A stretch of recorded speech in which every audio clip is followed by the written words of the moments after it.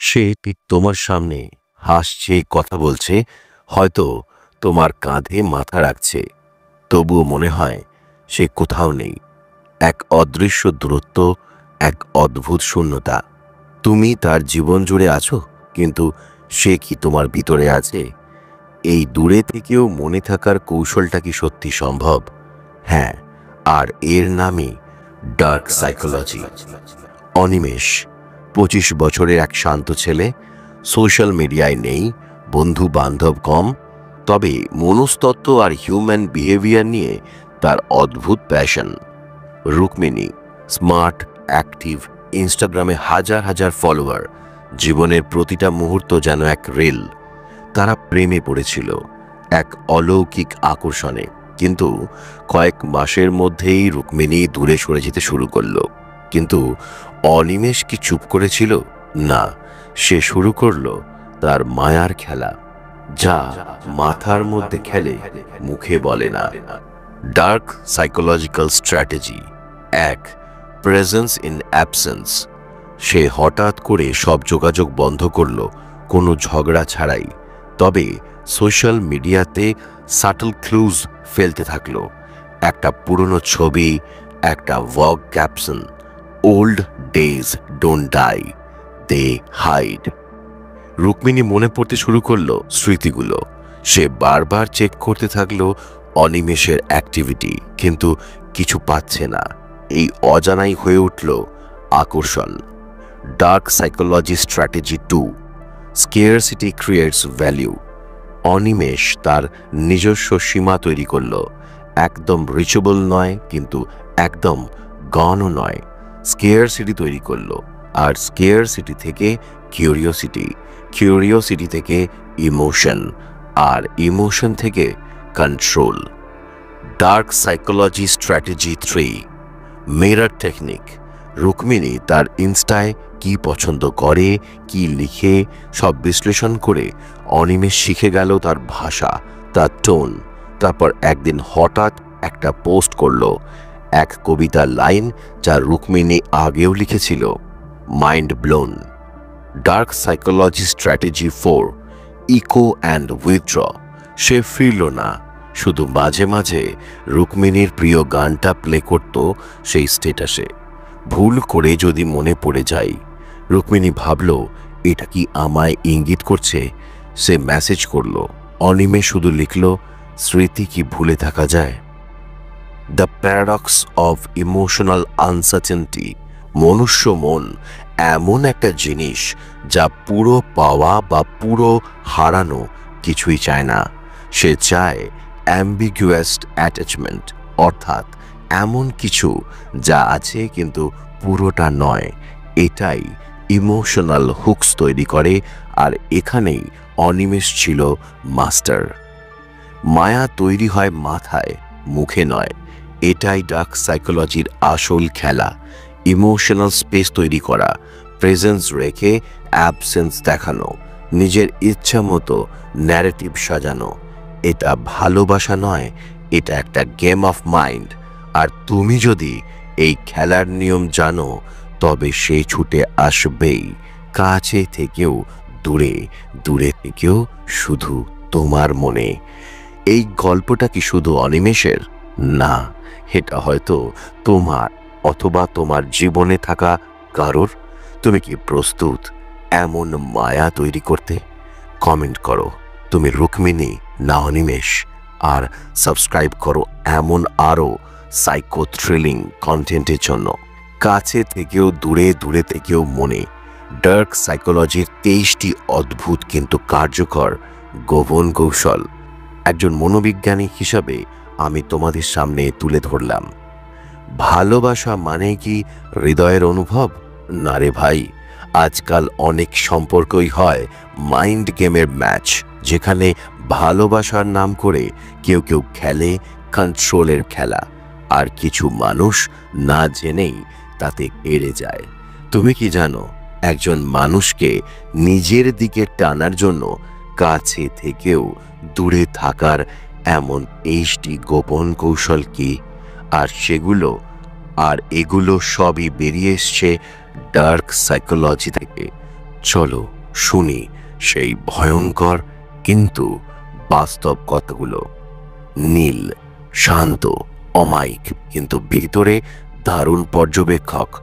ঐশী চঞ্চল, স্বাধীন চেতা, তবে অ্যাটেনশন পেতে পছন্দ করে। তাদের প্রেম শুরু হয়েছিল হঠাৎ, শেষ হয়নি এখনো, কিন্তু কিছুই আগের মতো নেই। নীল বুঝে ফেলেছিল ঐশী প্রেমে নেই, কিন্তু কমপ্লিটলি দূরেও নয়। সে একটা কৌশল খেলে বসল, ডার্ক প্রেজেন্স। 23টি ডার্ক সাইকোলজিক্যাল কৌশল। 1. Emotional breadcrumbing. ছোট ছোট message, voice note, random reel share, যেন দূরেও নেই আবার পুরো কাছেও নয়।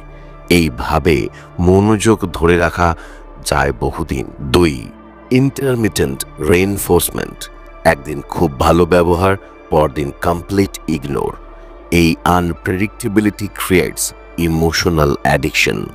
3. Deliberate delay. ওর মেসেজের জবাব 5 মিনিটে না দিয়ে 5 ঘন্টা পরে দাও। তুমি তার মনে জায়গা নেবে কি তখনই যখন তুমি তাকে হোল্ড করতে শিখবে। 4. Scarcity illusion. সব সময় অ্যাভেলেবল থেকো না। People value what they can't have all the time. 5. Create social competition. তাকে সাটলি দেখাও অন্য কেউ তোমায় চায়। এই জেলাসি ট্রিগার করবে পজেসিভনেস। 6. Controlled vulnerability. একটু করে পার্সোনাল স্টোরি বলো, কিন্তু পুরো খোলো না। তোমার ইনকমপ্লিট ভালনারেবিলিটি কিউরিওসিটি বাড়াবে। 7. Mirror but twist. তার মতো আচরণ করো, কিন্তু একটু মিস্ট্রি দাও। যেমন ওর ল্যাঙ্গুয়েজে কথা বলো, কিন্তু ফুললি প্রেডিক্টেবল থেকো না। 8. The unsend message trick. একটা মেসেজ লিখে রেখে ডিলিট করো। 1 মেসেজ আনসেন্ড দেখলেই ওর মাথা খারাপ হবে। 9. Subtle withdrawal. যখন ও তোমাকে ভুলে যেতে শুরু করেছে, তখন এক ঝটকায় কানেক্ট দাও। Absence creates cravings. 10. Emotional echo. ও যা বলে সেটা পরে সাটলি রিপিট করো, মনে হবে তুমি ওকে দারুণভাবে বোঝো। 11. Trigger nostalgia. পুরনো গান, পুরনো জায়গা, পুরনো চ্যাট স্ক্রিনশট একটা করে হঠাৎ করে শেয়ার করো, ফিলিংস ফিরে আসবেই। 12. Controlled rejection. একটা প্রপোজাল বা মতামতে না বলে অপেক্ষা করো, ও ঠিক প্রশ্ন তুলবে, তুমি এত বদলে গেলে কিভাবে। 13. Power of absence in presence. সামনেই আছো, কিন্তু মনোযোগ ওর দিকে নয়। এই ইমোশনাল ডিস্টেন্স ওকে কনফিউজড করে দেবে। 14. Double meaning caption. Instagram, WhatsApp স্ট্যাটাসে অ্যাম্বিগুয়াস ক্যাপশন দাও, যা ওকে ভাবাবে আমার জন্যই কি লিখেছে। 15. Echo with other gender. তোমার জীবনে অন্য লিঙ্গের প্রেজেন্স সাটলি দেখাও, তবে রেসপেক্টফুলি। তাতে ইনসিকিউরিটি গ্রো করে, কানেকশন আরও গাঢ় হয়। 16. Give and take back. একটা ভালো মোমেন্ট তৈরি করো, তারপর হঠাৎ করে স্টপ করো। এই sudden shift creates emotional thirst. 17. Build emotional debt. ওর কোনো এক ইমোশনাল সময় হেল্প করো, তারপর কিছু না চেয়েও কিছু সাজেস্ট করো। That emotional obligation will keep you in their mind. 18. Missing your trap. একবারই বলো, হঠাৎ আজ তোকে খুব মনে পড়লো, তারপর আর কিচ্ছু বলবে না। এই মেসেজ টান তৈরি করবে। 19. Strategic ghosting. একটু সময়ের জন্য কমপ্লিটলি ভ্যানিশ হয়ে যাও। No text, no story, no reply. চোখে না থাকলেও মনে থাকা বাধ্য। 20. Come back with twist.